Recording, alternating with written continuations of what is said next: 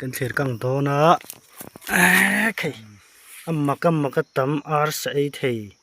เตียงเวลขานี่ให้เลี้ยงสุบไหมก็นั่นหลังไปที่นั่นลิดอัดลิดนี่เราหุ่นตัวส่วนจะมีตัวเราหุ่นตัวไก่กงปลีเลยสังหาปลีเวลชูมิลาตกเวลังส่วนจะมีอาจารย์เลี้ยงสุบไหมโฟน่าเห็นมีแต่ในหลังเจียงศกอันนี้ตะก็แล้วหลวงปู่เขาก็คนทีว่าอัดเลยเราปุ่นเสดูให้นั่นหลังเลยทีแล้วนี่หลังเท้าให้ปุ๋ย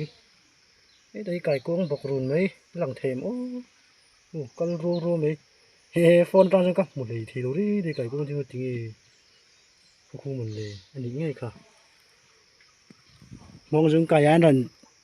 ละขี้กันเอาที่เฮาขี้นั่นปุ่นนั่นหลังพะเราชักเห็นให้มาจิบเตะอันนี้ถ้าเทจักตัวง่ายอย่างอันหลังเจียง